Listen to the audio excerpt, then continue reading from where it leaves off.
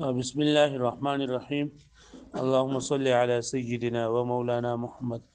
وعلى آل سيدنا ومولانا محمد وبارك وسلم وصل عليه. مخکې سبق کې دا خبره شو چې کلام لفظي کلام نفسي مسموع کېدای شي او کنه. نو په دې کې دوه مذهبونه موږ ویلو چې کله ابو الحسن اشعری فرمایي چې کلام نفسي دا الله تعالی صفت ده او دا الله تعالی دا صفت نا مسموع کېدای شي خو نا ممکن ده. دا ممکن ده خو غیر واقع ده، لکه څنګه چې الله تعالی رؤیت چې د قیامت کې کېږي حال لري چې الله تعالی د ذات د جسم نه او د صفاتو د جسم نه پاک دی، څنګه بیا هم لیدل کېږي دغه شانته کلام نفسي دا الله تعالی دا هم مسموع کېدای شي. او ابو اسحاق اصفهانی رحمت الله علیه او ماتوریدی هغه دا وی چې دا الله تعالی دا کلام نشي اوریدل کېږي، کلام نفسي دا نشي اوریدل کېږي. نو حضرت موسی علیه السلام ته کلیم الله وی، نو دا وته ځکه چې الله تعالی کلام اوریدل، موږ الله تعالی کلام اوریدل لري او حدیث کلام لفظي اوریدل او چې دلالت کوي په کلام نفسي باندې. نو دغه موږ هم اورو کلام نفسي کلام لفظي چې دلالت کوي په کلام نفسي باندې، نو موږ هم اورو، موږ ته بیا کلیم الله ویل پکار دي. نو حضرت موسی علیه السلام چې کلام لفظي اوریدل او چې دلالت کوي په کلام نفسي باندې، نو بغیر د واسطې د کتاب نه، بغیر د واسطې د فرشتې نه، موږ چې دا کلام لفظي اورو وایو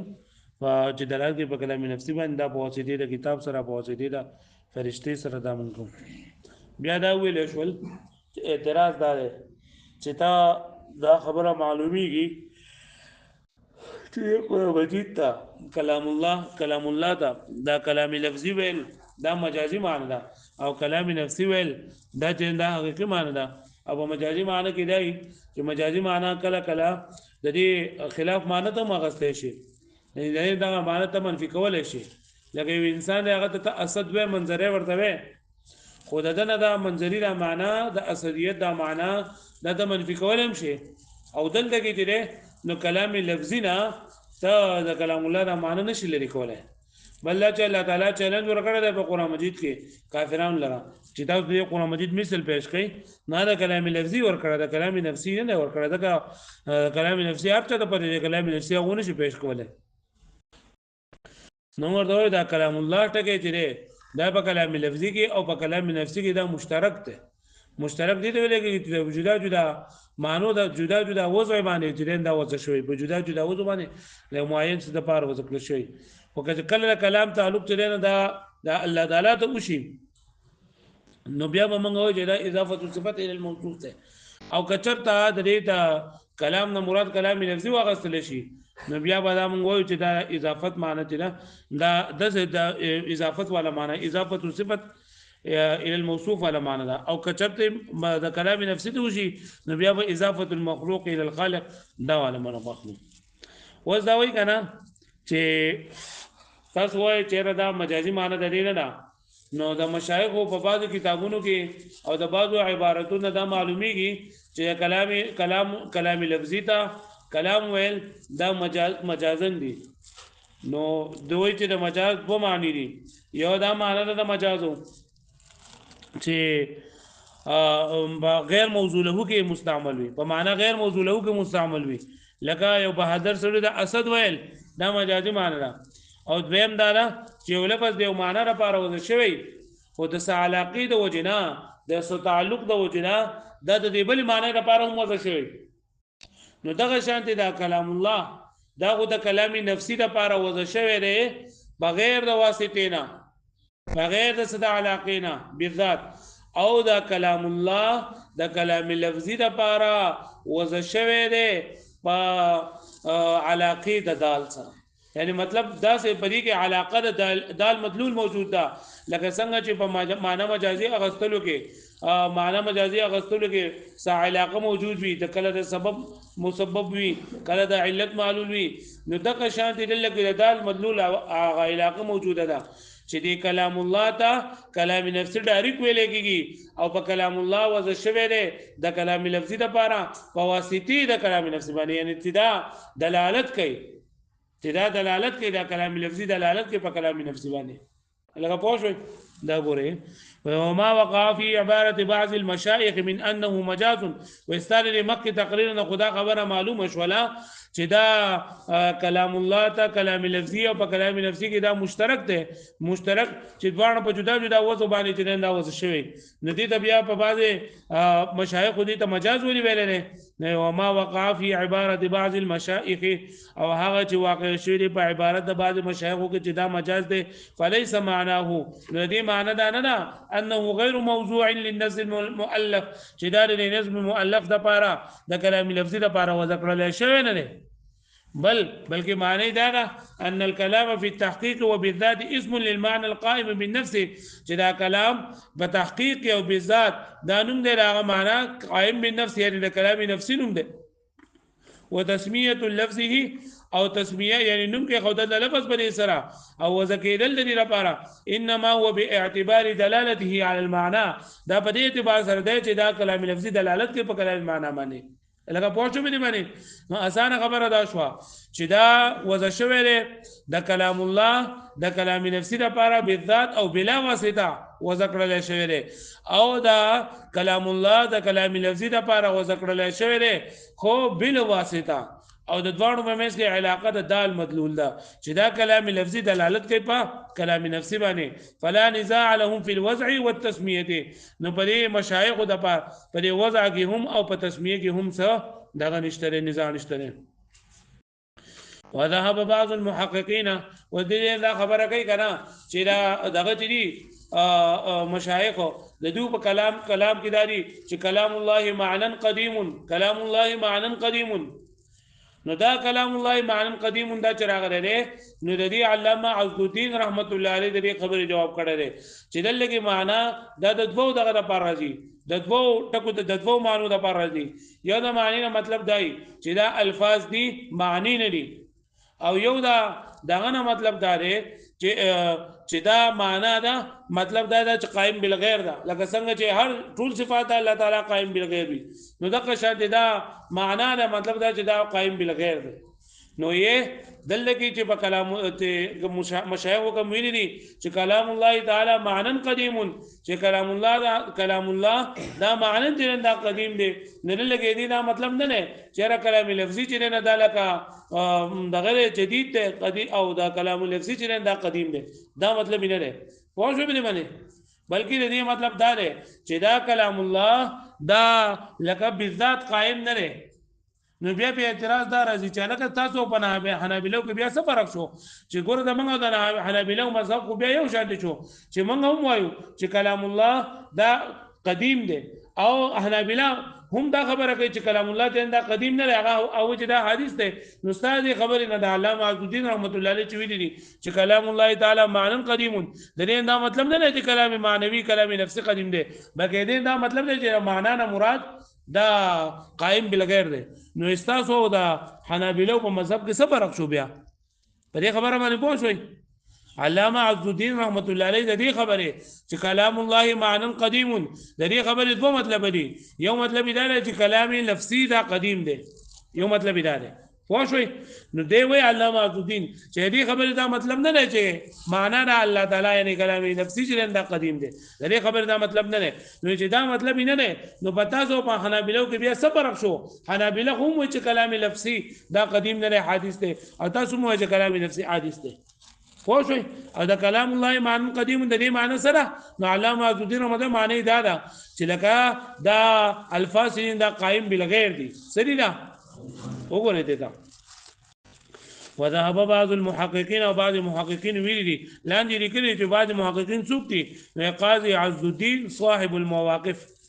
هغه دي او تلي دي بعض محققین دي خبرتا الى ان المعنى في قول مشايخنا چې دا معنا زمنګ د مشایخ په قول کې دا معنا ټکي چې راغله ده کم یو ده د مشایخ قول کم یو ده نو د مشایخ قول لري کلام الله تعالی معنا قدیم چې کلام الله دا معنا قدیم ليس في مقابله اللفظ ويدل کې دا په مقابله لفظ کې نه ده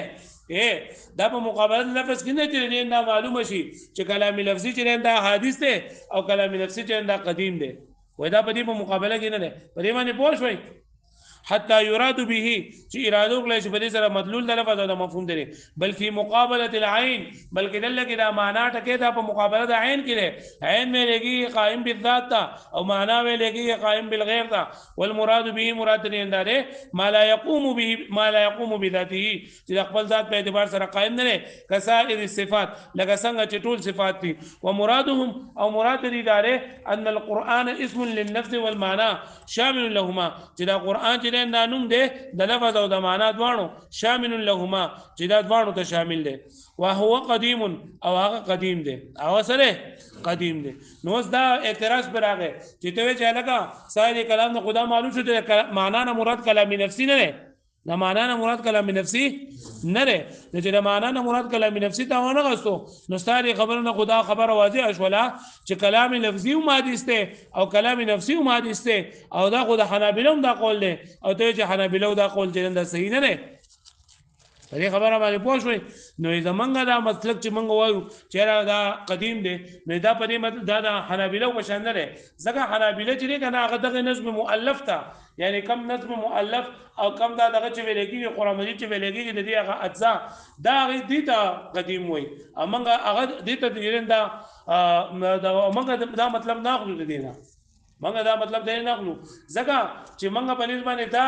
الفاظ کم دي نو دا حدیث دي ځکه چې بسم الله و نو سو پورې چې تابانی وی نو سین نشو ویلې اول بابا بیا بالو سین و نو چې بعد ویلا او دا ختم شو نو بدی کې دا غره حدوث پکې راغی کنه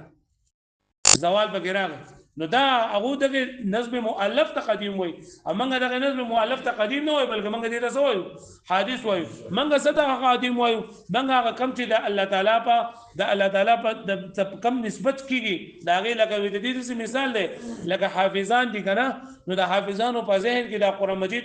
پروت دی خو غیر مرتب پروت دی مرتب کیږي په دا حاله چې کله دا ته په جواب باندې وای نو بیا انسان وي چې لکه اول د آیت بیا د آیت نو څنګه چې د انسان پر ذهن کې دا غیر مرتب پروت دی د قشان دی د الله تعالی په علم کې چې کم دا کلام نفسي دی نو دا غیر مرتب دی لکه پوه شو به باندې ها خو چې دا علامه عزالدین مدني چې رقم جواب ورکړ دا خبره دا کمزوري ده ځکه دا خبره له کمزوري چې په ځای کې دا خبره نه راځي چې دا غیر مرتب ده ځکه چې غیر مرتبي نو بیا او په حفظون او په فی حفظون کې څه فرق نشته ده پوه شو دا خبره پکې اوس دا علامه عزالدین دا خبره شروع ده چې لکه دا خبره وکړه چې کلام الله تعالی معنا قدیم د معنا نه مراد غیر قائم بالذات ده چې غیر قائم بالذات ده او کلام معنوي قدیم دا خبره ته مطلب نه نه نو استاسو د حنابلہ خو یو شی د مسلک شو بیا چې هغه کلام لفظي ته قدیم وي تاسو تم څه وي نو لا كما زعمت الحنابلہ واذا سنن لك څنګه چې ګمان کوي حنابلہ چې حنابلہ سوي من قدم النظم المؤلف المرتب الاجزاء چې دا نظم مؤلف یعنی هغه نظم کوم چې ویل کېږي راجمع کړل شوی دی او مرتب الاجزاء یعنی اجزاء ته په ترتیب باندې هغه دي ته قدیم وي فانه بديهي الاستحاله زکه دا خبره محال بديهي تور باندې چې دا الفاظ قدیم شي ولی للقطع زکه دا خبره یقیني د وجه د یقین دی خبرنا بانه لا يمكن التلفظ بالسين من بسم الله الا بعد التلفظ بالباء زکه چې ممکن نه تلفظ کول بسین سره په بسم الله کې رسول تلفظ کول په باب باندې اول په باوې پس دا نه بسین وي نو چې بعد وې او سین دی د ناغبا ختم کونو چې کم یو ختميږي نو هغه حدیث وي هغه قدیم نشي کېدل نو یې سمانه ده وې بل معنا بلکې موږ چې وایو چې دا قدیم دی کنه نو دا مطلب دا دی ان اللفظ القائم بالنفس چې هغه لفظ کوم چې قائم دی په نفس سره مطلب دا هاي کلام لفظي چې دلالت دی په کلام نفسي باندې ليس مرتب الاجزاء في نفسه د خپل ذات په اعتبار سره دا مرتب الاجزاء نه وي کالقائم بنفس الحافظ لکه څنګه چې یو دا قائم په نفس د حافظ کې من غیر ترتب الاجزاء بغیر د مرتب کېدو د اجزاء وتقدم البعض على البعض والترتب انما يحصل ترتب هو بحاصله په تلفظ او په قراءت کې لعدم مساعده الاله د وجه نه برابر کېدل د الینا وهذا معنى قولهم او دا مشایخ د قول معنا ده چې المقروء قديم والقراءه حادث مقروء یعنی کوم چې ویل شوی دی دا قدیم دی او قراءت دی حادث دی مطلب دا دی وګوره ماته چې د حافظ په ذهن کې کوم سيزونه پراته دي کوم قرآن مجید پروت دی کوم الفاظ پراته دي غیر مرتب دي دا په ترتیب باندې کېږي هله چې کله دا ته په جواب باندې وي چې بجاو باندې ویني انسان بیا په ترتیب سره وای نور دا په ځین کې غیر مرتب تور باندې پراته دي نو دغه شان دي او کوم چې ویل شوی دی کنه دا قدیم دی یعنی په ځین کې غیر مرتب دی او چې کله دا ویلېږي قرائت دا حدیث دی نو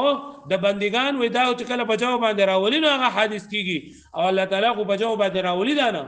الله تعالی په جواب باندې راولي چې جبر الله تعالی پاک دی چې الله تعالی د جبر نه پاک دی نو قدیم دي دا غیر مرتب دي پوه شو به معنی دا څوک وای علامه عز الدین دا خبره کوي نو دا خبره بس یو کو چې کله معقول وي خدا خبره معقول نه ده چې غیر مرتب دي دا اوس ګوره دا خبره بګي واما القائم بذات الله تعالى او هر چې قائم دي دغه کلام نفسي د الله تعالی بذات پوری فلا ترتب فيه ترتیب نشته لري حتى ان من سمع كلامه هغه چې څوک وخت کله ووري کلام د الله تعالی سمعه غیر مرتب الاجزاء يعني چې الله تعالی دا کلام اوریدل نو دا غیر مرتب الاجزاء اوریدل لکه پوه شوي ولی لعدم احتیاجه الى الاله ځکه چې الله تعالی محتاج نه دی ستا علي هذا حاصل كلامه واذا د دې مشایخ د کلام حاصل له لکه پوه شو به دې ها وس صغبر شولا علامه عز الدین رحمت الله علیه دا خبر وکړه چې کلام الله تعالی مان قدیم په دې کې چې دا معنا ټکه راغله نه کنه نه دې څه مطلب دی نه دې دوه مطلب کې شي یو مطلب خدا کې شي چې کلام د الله تعالی کلام نفسي قدیم دی پوه شوي او دویم دا معنا کېدی شي چې دغه معنا د دې نه مراد الفاظ نه دي هغه معنا چې دلالت کوي په الفاظو باندې دا ته مراد نه دی بلکې د معنا نه مراد قائم بالذات غیر قائم بالذات دی چې غیر قائم بالذات او څنګه چې ټول د الله تعالی صفات چې غیر قائم بالذات دي دا شان دي دا کلام الله کلام نفسي دا هم غیر قائم بالذات دی پوه شو به معنی اوس دا خبره بلې منده چې تا دا وی چې کلام لفظي هم قدیم شو مانن هم قدیم شو نو دا خو بیا د حنابلة او استاد قول یو شان دي اته چې حنابلة گمراه دي نو حنابلة هغه دا زمونږ مسلک او داغه دا مسلک یو شان نه حنابلة دغه نظم مؤلف تا کم چې مرتب الاجزاء هغه دي تقدیم وي منګه دي ته حدیث وایو ځکه دا خبره یقین چې یو ټکی دی لا ویل نه بل ټکی نشي شروع کوله منګه خو دې ته حدیث وایو او کم چې د انسان په ذهن کې پراته دي لکه څنګه چې د منګه د وی چې حافظ په ذهن کې کم الاجزاء پراته دي غیر مرتبي نو دغه شان دي د الله تعالی ته چې کله نسبت دیږي نو دا غیر مرتبي کم کسان چې الله تعالی کلام اوریدل غیر مرتب الاجزاء اوریدل لري لکه بری خبره باندې پوه شوي دا علامه عز الدین رحمت الله علیه اوس د دې نه و جیدنا دا علامه عز الدین رحمت الله علیه بری خبره باندې رد کوي چې راستاره خبره ولکه ډیره زیاته خوا او چې کله په عقل کې راتللی او دا خبره لکه غیر معقول ده ځکه چې دا خبره موږ سره منو چې کلام کم چې په ذهن کې موجود دی او کم غیر مرتب دی لکه غیر مرتب وي نو بیا خو لکه د الفاظو په منځ کې فرق موږ نشو کولی لکه زموږ په ذهن کې دا مرتب دی چې الحمد ټکی دی او دغه نه دی المحض نه دی المحض دی الحمد نه دی نو الحمد چې دی او المحض نه دی نو مطلب دا چې دا زموږ په ذهن کې په ترتیب سره موجود دی او راو باسل چې دی راو باسل الله تعالی په جوی په ذهن نه باندې موږ راو باسل نو هو جيد وای دا خبره د علامه عز الدین رحمت الله علیه دا ډیره ښکلې ده جيده خبره ده ولمن دا هغه چا لپاره يتعقل چې هغه عقل لري لفظا قائم چې هغه په دې خبره باندې پوهیږي چې لفظ چې دا قائم دی په نفس پورې غیر مؤلف من الحروف المنطوقه چې نه مؤلف کړل شوی او د کړل شوی د حروف منطوقه نه هغه حروف چې ویلېږي منطوقه او المخيله یا هغه چې په خیال کې راځي المشروط وجود بعضها بعض البعض چې هغه په دا خبره شرط ده چې بعضی بزي او بعضی برازي لکه موږ چې بسم الله کې بابا بزين وسين برازي ولا من اشكال المرتبه الداله عليه انا شكلنا چې کوم مرتب کړل شي دي چې دلالت کوونکي دي په هغه باندې ونحن لا نتعلق او موږ په دې خبره باندې نه پوهیږو من كلام الحافظ كلام د حافظ يعني مطلب څنګه په دې کې دا خبره نه راځي دا کلام د حافظ نه مگر موږ چې دا کلام د حافظ په ذهن کې موجود دی ما په څنګه صورت کې موجود دي چې کونه صور الحروف مخزونه چې دا حروف دا صورتونه دا راجمع کړل شوی دي مرتسمه فی خیاله او دا په خیال کې لیکل شوی دي بحيث اذا التفت اليها كانت كلاما مؤلفا فدې چې سره چې دې کله التفات وکي هغه ته د خپل ذهن هغه ته بوزي توجه ورته وکي نه دې به کلام مؤلف راوړي آی کلام چې جوړ کړی شوی دی من الفاظ متخيله د الفاظ متخيلون او نقوش مترتبه ایا نقوش چې کوم په ترتیب کړل شي واذا تلفظ کله چې تلفظ وکړو کانت مسموعا به بیا اورېدل کیږي لکه په دې خبره باندې پوه شوي نو اسانه خبر نه شو چې علامه عبدالدین رحمت الله علیه دا خبره حاله سی و چې کله زموږ په ذهن کې دا خبر راتله خدا غیر معقول ده ځکه د حافظ په ذهن کې چې کم قرآن مجید موجود دی کم کلام الله موجود دی نو هغه غیر مرتب نه موجود بلکې هغه په ترتیب سره موجود دی او چې کله تصدیق ته د توجه نه چې کله ورته توجه وکي د په ذهن کې هغه راشي لکه دا ټول کم چې حافظان دي او د ټول قرآن مجید یاد دی خدای ټول په جمع باندې نشي ویلې او چې کله یو آیت لګا شروع کو طه ما انزلنا علیکم تو هغه دغه میموري راوالي دغه الفاظ په ترتیب باندې کوي دغه شان دي ربما يود الذين اقوى جسد جو هغه د ذهن نه واخلي پوه شئ او چې کله دی ویل شي هغه کله وایي جو اوري د لګي چې دی ویني نو دا اوري د لګي پوه شئ وړو